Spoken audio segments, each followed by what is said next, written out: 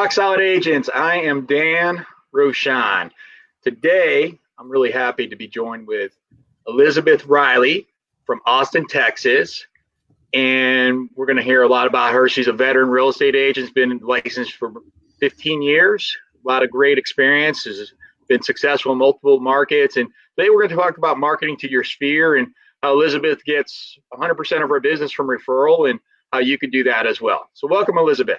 Thanks for having me. It's my pleasure. So tell us a little bit about yourself. So you've been licensed for 15 years. I know you started in Atlanta, Georgia, and now you're in Austin, Texas. So take us back. Take us on a journey. Tell us how did you get in real estate? What caused you to get into the real estate sales business? I got into real estate on accident.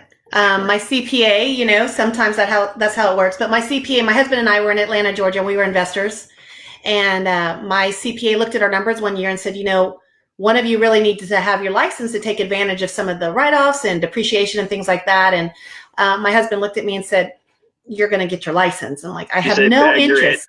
Yeah. I mean, he had the corporate job with the benefits and, all these other things. And I was doing events and really, really cool things that I loved doing. That was my passion, but I had no interest in real estate. I had no knowledge. I had nothing. So he told me, he goes, "You just have to do a little bit and show, what you're doing and just do whatever you can do, but it doesn't have to be your full-time job." And the savings were significant. So I got my license. I happened to be in a Bible study, a couple's Bible study during that time. And 4 of the other people in the Bible study were real estate agents in and around Atlanta. And all 4 of them were different companies. And so I came in, I was like, "Hey, this is what I have to do." And so I just looked at different models. And I said, "I just want to do this part-time." We didn't have children yet. And I said, "What's the best model for me?" So in Atlanta at the time, I went to Keller Williams. They were close to me. There were about 100 people in my market center. I loved the team leader. I loved the OP, and they understood what I was trying to accomplish. And so it was an easy fit for me. So that's how I got in the business.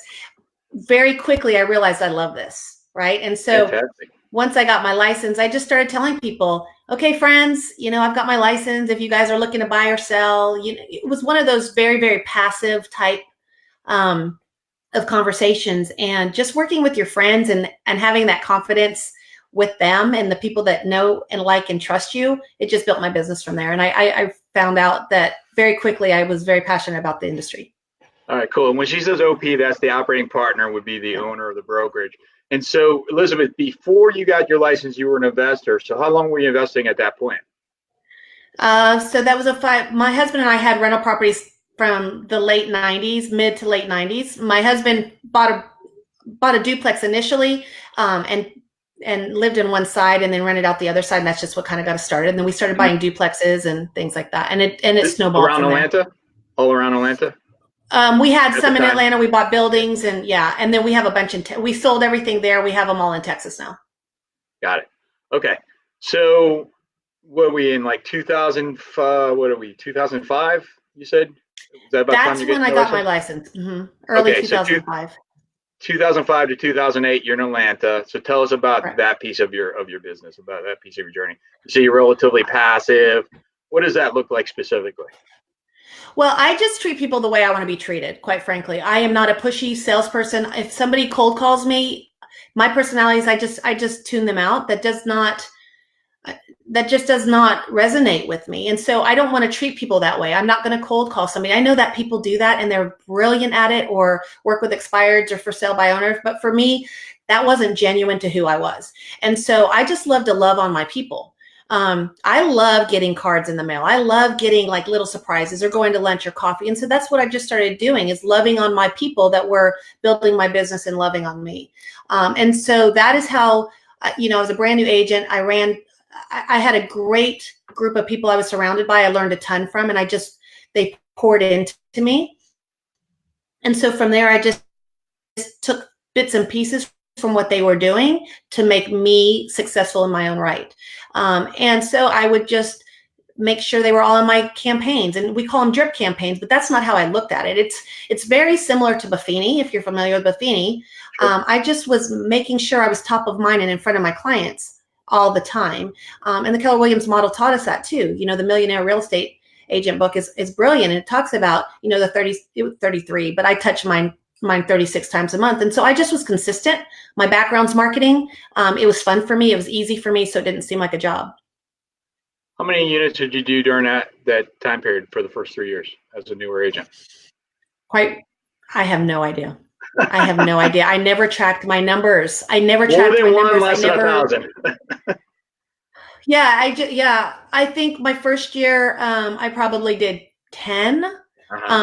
But to be fair, I got my license and then I found out I was pregnant with my first child. And so I didn't just jump into it like I did here in Austin. And I took some time off and things like that. So I probably did 10. I had no big plans to be a top producer. That wasn't really my motivation. I just wanted to treat each one of my clients like they're my one and only client. And from there, the referrals kept coming in. Got it. So you said that you just loved on your people and that you placed them in a not a drip campaign, yet you touched them regularly. I'm assuming providing value, contribution. Can you tell us more about that? Like how did you connect with your people? Was it systematic? Was it just sort of, just more naturally instinctive? How did you make that work? Yeah. Well, I lived on an Excel spreadsheet for probably my first 5 to 8 years in the business. I mean, the best CRM is the one you use, right? And Excel is what I used, and everybody was there, and it was easy for me. And so I just kept everybody in there, and I just would go down the list. And each month I would do something. I would send them something. Just, hey, I'm thinking about you. Or at that time, I didn't have a huge database, so I could really spend more time one-on-one with them. And I never really talked about real estate, but it always came up. How's your business going? How's it building? And I always just put that good foot forward so that they could see that I was busy. But it was just more instinctive. I was very, very reactive during those days, right? And so as I've become more of a seasoned agent, we get super busy, but I realized the value of being proactive. And so the last couple of years, and especially going into 2020, really planning my marketing for the whole year out and planning my budget, doing those things. But at that time, I didn't know what I was doing. I didn't know what I didn't know what I didn't know. And so I was just being reactive and, oh, this sounds fun. This is what I'll do. There's an event here. Why don't I just take some people there? So I just stayed top of mind. I would send birthday cards. We didn't have social media. We didn't have Facebook. In fact, I didn't join Facebook until 2015. I was like one of the last ones to ever join Facebook. So I just would send them cards or notes. I'm thinking about you. That's just my personality. And that's what I just ingrained into my business. And so 2008, you moved to Austin. What brings you to Austin? My husband is in corporate America and he was transferred here. 2008 was a horrible time, really, in the business, if you can remember that. And it was funny, when I moved here, I really knew nobody. And my son was 18 months old at the time. And people were like, oh my gosh, this is a horrible time. This is a horrible market. I'm like, no. I just came from Atlanta where we burst, right? I was doing towards the end of my time in Atlanta, I was doing a lot of short sales, foreclosures. And that just takes a lot of time and effort. Atlanta was very different than the Austin market. I don't think Austin was ever affected like the rest of the country was. And so for me, I just was like, well, this is new territory for me. I aligned with the company I was already with before. I knew real estate. I didn't know Austin, but that was easy for me to learn. So quickly, I just plugged in. I would get into property tours. I would try and figure out the neighborhoods. I would just do whatever I could to learn the areas and be knowledgeable so that when somebody had the question, I had the right answer for them. But again, I knew nobody. And so, I just got my 18-month-old. We lived in a townhouse when we moved here, and there were 44 homes in the townhouse community. And I think we were the youngest by probably 30 years, maybe 40. And I took my little boy and we walked around and we met our neighbors. Now, that's door knocking, but I didn't take it as door knocking because I actually wasn't knocking on doors to get business. I was knocking on doors to get relationships, right? Yeah. So I would meet them and, for example, Dorothy, this little grandma, I was like, oh my gosh, I'm your new neighbor. We just wanted to introduce ourselves. We just moved here. That conversation would just flow. Oh, where did you move from? Well, we're from Atlanta. Oh my goodness. And who is this? And it's just conversations. And it always came up, what did you do there? Oh, I was in real estate there. And I'm so excited. I just got my real estate license here. And, they're like, oh, well, the market. And I said, well, so you're just having conversation. It wasn't Sure. a script. It was just me being authentic and real. So I meet all 44 of my neighbors because I truly want to meet my neighbors. And then what do? I go back and I write them all a handwritten note. Dorothy, it was such a pleasure meeting you. And I loved meeting your dog. And I can't wait to see you. And nothing real estate related. And then I added them into my campaign. So then the next month I would send another note. Fast forward that I just sold Dorothy's daughter's home to last year. Okay. Dorothy had never sent me a referral. She'd moved into a nursing home, but I continually touched her for 10 years, right? Passively. Her daughter called me. I'd never met her. She said, I want to meet you for a listing appointment. I was like, absolutely. I meet her. She said, come in. I want to tell you why you're my agent. Great. Tell me why I'm your agent. We've just met.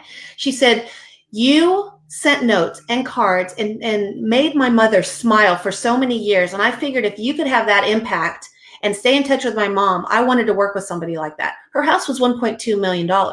So, people are always saying, drop people out of your database if you're not getting anything from them, or, really clean up your database. I don't take people out of my database because you just never know.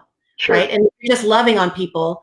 You never know what's going on behind the scenes or with their lives. And you're top of mind and you're the ones they're going to think of. How big is your database? Right now, I probably have about 400 people in my database. Okay. That aren't agents. That are not agents, right? So I have a lot of real estate connections and agents from around the country. I get a lot of referrals from agents around the country, but that's not who my database is. Of course. So, all right. So we're in 2008. We're meeting the neighbors. How long did it take for you to do your first transaction in 2008 when you started over? I had my first transaction. That was September. I had my first transaction in November. My son was in the preschool. What month? How long was that? 2 months. Oh my goodness. 2 months. Where did that come from? My son was in a preschool and I got to know the preschool moms. Again, I didn't know anybody. So I'm pretty social and I just want, you want your kids to have friends. You want to have friends. And she said, hey, she had no idea I was brand new in Austin, right? That didn't ever come to mind. She's like, I have a friend that's moving here. Can you help them? Do you know Leander? Leander's about 25 minutes north of Austin. I'm like, absolutely. I know Leander. And then I went home to figure out where Leander was. So, I helped them buy their first house. Okay. How long would you say it took you before you got into a place of being relatively certain that you were going to have consistent business, month through month? I would probably say my business started building up about 6 to 8 months in. Well, that's amazing. It's amazing. I don't know about amazing because, that might be just a couple transactions. I also had my second child at that point too, right? So for me, it's all about how you measure success. Right. So some people I want to do 20 million this year. I want to do 40 million. For me, it's never like that. I don't set goals and number goals like that. I just want to help as many people that want my help. And I want to treat each one of them like they're my one and only client. So for me, being a mom with 2 little ones, and this is not something I have to rely on as far as income, right? I'm very blessed and fortunate that I don't have to worry about benefits. I don't have to worry about having a dual income. To me, I could have, 4 or 5 deals in 6 to 8 months, and that's not a big deal for me. It is a big deal, but it's not something that some people would say, oh, you're a huge success at that time. Sure. And you have 4 children? I do. Okay. I do. Congratulations. Boys, girls? Thanks. I have boy, girl, boy, girl. Boy, girl, boy, girl. Yes. All right. So that's 13, 10, 8, and 6. Yeah. Yeah. How are you, mom, and successful? And how do you manage both at the same time? So my big why, we talk about our big why, is my family and my children. And I never want, my dad worked all the time. I never want my kids to look back and be like, my mom was never around. My parents weren't around. And so I take my kids to school every morning. This isn't like 100% of the time, but 95% of the time. I take my kids to school in the morning. I pick them up in the afternoon. I'm at all their events. I don't miss their events. I'm involved in the PTA. I'm involved in their world because that's my why, but that also has built my business. So a lot of my referrals and my relationships come from those those environments. And I have 4 kids in 3 schools, right? So I sponsor things all the time. I'm really involved in the community. I'm making sure I'm an active participant, but I also want people to know what I do and not look at me and say, oh my gosh, there's Tripp's mom, run. She's going to talk about real estate, right? So I have to be very intentional and very passive at what I'm doing, but effective at the same time. So I'm involved. I'm able to involve my business in what my kids are doing. But I will tell you, my business completely changed when, about 7 or 8 years ago, I hired a TA or a TC. Okay. And the way I'm able to do that here effectively and be mom is I do have a nanny. I have her 4 days a week from 8 to 4. And now that the kids are mostly in school, she's kind of turned into my house manager. So a lot of those responsibilities that I would typically have, like the cleaning or the laundry and things like that, I've delegated that and offloaded that. So when I am here without the kids, I can completely focus on my business so that when they're home, I can focus on them. Okay. So you have a transaction coordinator, you have a house manager, and you're completely involved, integrated with your children's events and schools, and you do so in a passive manner so that, hey, there's Tripp's mom, run away. We don't want to do that. So besides the house manager and the transaction coordinator, do you have other leverage? Is there other ways that you get help? No, not really. I mean, if I'll rely on some agents here. I'll pay people if I need a buying, somebody to show a buyer or something like that. But I don't really have any other leverage. I just plan out my marketing for the year. I have the Luxe Property Group, and there's 5 of us, but we're not a true team. So if you think about how true teams are structured with buyers agents and splits and things like that, we're not like that. Hold on a minute. We are all under our brand, my brand. That? Hold on, what was that? What was that? My battery just went weird. Okay. So I was like, hold on, I thought it was plugged.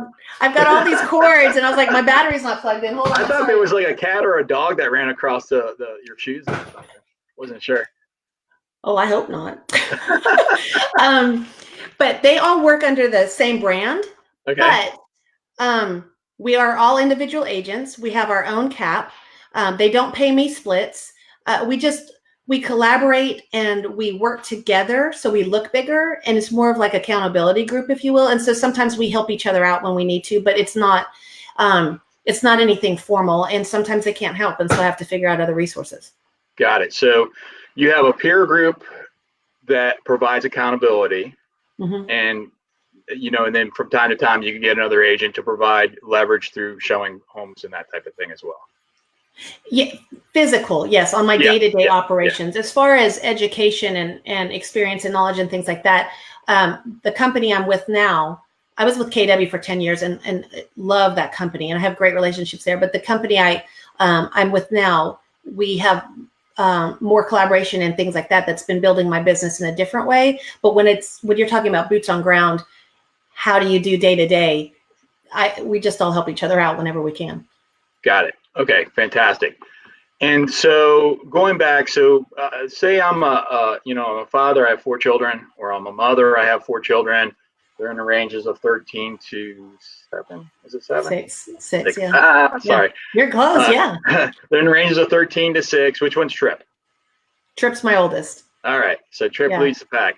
All right. So I'm that dad, I'm the mother, and I've got 4 children, and I've got a lot of things going on. That's a lot of attention that my children needed, certainly, and in my opinion, the most important job that I would have and that you have. Right.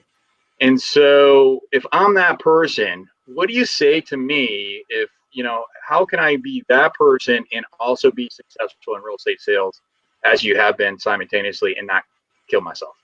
Yeah, that's a good question. I would first say be proactive. Write down exactly what you want to accomplish. So for me, if I can write down my marketing plan for the month, like I just did that this week. I'm sorry, not the month, for the year. We just did that as a group. We're like, okay, what are we going to do each month? If I can be proactive, that saves me a whole lot of time and headache and energy. Because if I'm not planning and I'm not writing it down, then all of a sudden January 15th comes around and I'm like, it's January 15th. What am I going to do? And then you're in a frenzy, right? We all get busy, and real estate's like this. So take advantage of the times when it's lower, but plan it out and just make sure you know what you're going to do for the first 3 months, 6 months, 8 months. The other thing is, don't try to do it alone. I was trying to do all these things by myself because I was quite frankly, I was being too cheap. I didn't want to hire anybody. I was like, I can do all the documents. I can upload everything. I can do the transaction stuff. Yeah, we all can do that. But is that your best use of time? For me, it wasn't. When I hired her, and I just pay her on a transaction basis, and what I did is I actually shared her with somebody else initially. We kind of tiptoed into it. You don't have to jump in. Just say, okay, I think I can handle this many hours or this many transactions. But he and I shared her, and it was just based on transactions. Since that time, now I have her, and she still works with a couple others, but she knows what I need to get done. She and I have that relationship from 8 years. I pay her and I bonus her, and so she's loyal, right? So put the money into good hires and people that are going to support you and be loyal to you and run business the way. So I can delegate to her, and I can just say, hey, I need you to do this for me, and I know it's going to be taken care of, instead of me wondering and having to micromanage, if that makes sense. What's her name? Her name's Jennifer. Okay. So is she local to you there? Do you see her often? Is it something that's a virtual type relationship? How's that set up? She's local, but I never see her. Yeah. The brokerage I'm at now, we're all virtual. So we're just all interacting anyway, but she and I don't see each other because she's a mom, right? Yeah. And she wanted that flexibility, and I understood that flexibility, and she's going to be much more productive in her home, getting to do the things that she needs to do and still be involved with her family. But I know she's going to get things done. So you just have to find the right person that you trust. But no, we go to lunch every now and then, but not something that we see each other on a regular basis. How do you communicate? Is it text? Is it email? Is it video? What platform? She and I? Yes. Mostly text, because I'm in the car a lot of times. So I'm doing voice text, or she'll send me an email. She's like, okay, these are the things I'm missing. And she's not licensed. So I have to do all the contracts and the representation agreements. And so she'll just send me a note. Like this morning, she sent me a note. She's like, okay, these are the docs I need you to do. She's just running the checklist and just keeping me organized on the back end. But she only does TC. She only does my listings and contract to close. She doesn't do any of my marketing, which is what I'm doing for 2020. Got it. I can do all the marketing things. Can I print out all of my marketing for the month? And can I stamp them and can I label them? Absolutely. But is it the best use of my time? It's not. There's other things I can be doing. I can cultivate more relationships. I can take more clients out to lunch or coffee, right? And so I'm actually in the process, I've narrowed it down. I'm in the process of hiring a marketing assistant that's going to be helping with that stuff moving forward. Fantastic. Yeah. Good luck with that. That's fantastic. Yeah. I'm excited. Now, Elizabeth, you mentioned success earlier in our conversation and perception of success and how it means different, things to different people. Mm-hmm. How do you define success? That's a very good question. For me, and this is going to probably sound a little cliche, I just want to be a good person doing great things and helping the community that serves me, and being a great mom, and treating my clients like they're my one and only client. It's a huge emotional roller coaster. And they're exciting and they're stressed and all these other things. And I want to be that calm for them, and that resource. And so I have clients that call me all the time. And sometimes, I'm kind of like the duck where on the surface, it looks really calm. And sometimes you're scrambling in the background, but you want your clients, you want them to know that you've got it taken care of. And so for me, that's success. I've been very, very fortunate that my business is built and the relationships have built and the referrals have come in, that over the last few years, my business has just skyrocketed. And I'm super blessed about that. But if next year my numbers are half, I'm okay with that, as long as I did the best I could for the people that were trusting me to take care of them, right? I don't want to have to go door knock. If you start taking the passion away from the what I'm doing on a day-to-day basis, if this isn't fun for me, I'm not going to do it, right? If I don't enjoy something, I'm not going to do it. If you tell me that, Elizabeth, you can only door knock or cold call, I'm not going to do that. I'm going to find something where I'm going to make a bigger impact on people. So for me, success is being able to be successful, not only in my business, but then it allows me to serve the community in a bigger way. I'm super, super involved in nonprofits. I'm on boards. People reach out to me all the time saying, hey, we've got this organization. I know you're really passionate about giving back. Would you like to be a part of this? Absolutely. I want to be a part of that because I want people to see that I'm not, just out there hustling for business. I'm also giving back as well. So for me, that's success. It's not necessarily a number. I hear the way that I hear you describe that, I would translate it into one word, which is integration. Yeah. And perhaps maybe even expand on that integration and doing what makes you happy. Right. Would that be sort of a good synopsis of that? Yeah. I wake up every day excited about what I'm doing. Life is short, and but I also want my kids to see that, my kids know I work hard, that, how I treat my clients. And it's interesting because I see how they'll interact with others because they're listening to me negotiate. Or they're listening, and I think they're all either going to be attorneys. I mean, they've told me they're going to be real estate agents. So I was like, well, you don't all have to, but they love to negotiate with me because they're hearing that, but they're picking up skills from me as well. And so I want to be a good role model to them, as well. And I can tie in all of my worlds, so I'm fortunate that I don't have to leave an office or go to an office. And my husband, for example, he's got his work there and then he comes home. Me, at least I can have my kids involved. And my clients know that. I mean, when I do client events, all my kids and actually other friends in the neighborhood, because they think it's fun, they all have T-shirts that say the Luxe Squad. And on the back on the back it says call my agent. And so anytime we're doing some sort of event, the Luxe Squad is out, and so everybody wants to be a part of it. And so they just see that, yes, we're family friendly, we're family focused, we're community focused, and we do a really good job in real estate as well. That's fantastic. One last question. You had said, you mentioned a book earlier, the Millionaire Real Estate Agent book. Besides that book, what books are you reading right now, or what books would you recommend that you think are pretty cool? I love to read. That has been the thing that is one of the first things to go, though, when you get busy, right? With having 4 kids, and when they come home from school, it's like, okay, we've got homework and we've got dinner and we've got bedtime. And then when they go to bed, I'm like, okay, now I have work. So reading has been something I haven't really been able to dig in. I've got a whole bunch of books sitting up here that I want to read. One of them I have been reading because it's little snippets is Tribe of Mentors. I think that one's great. Leaders Eat Last. Love Simon Sinek. Love his stuff. And so those are the 2 that I have right now, but I have a whole list of books that I want to get to that 2020. That I'll put that on my list. 2020, I'm going to get to them. All right. So, but I love leadership books. You led me into a quick little opportunity for a promo there. So if you're an agent and you're watching this, and Tribe of Mentors, which Elizabeth just mentioned, 2 of the authors, David Osborne and Pat Hyben, are in. If you go to GetRockSolidCoaching.com, you can find interviews with them as well, which are 2 of the authors of that awesome book. That is awesome. I didn't even know that. That's really cool. Yeah, I mean, you just set me up for that stuff. But it is.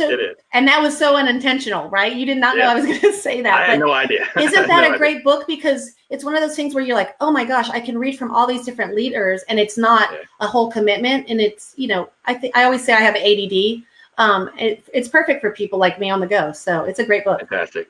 Elizabeth, if I'm an agent, I want to refer to you. I'm in Austin, Texas, or if I'm a real estate agent there locally and I want to find out maybe how I could collaborate with you so I can improve my business, how do I get in touch with you?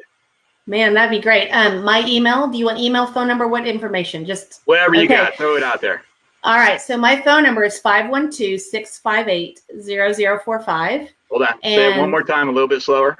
Okay. 512-658-0045. Okay. And my email is elizabeth@luxepg.com, which is LUXEP as in Paul, G as in George.com. And I'm with the Luxe Property Group, brokered by eXp Realty.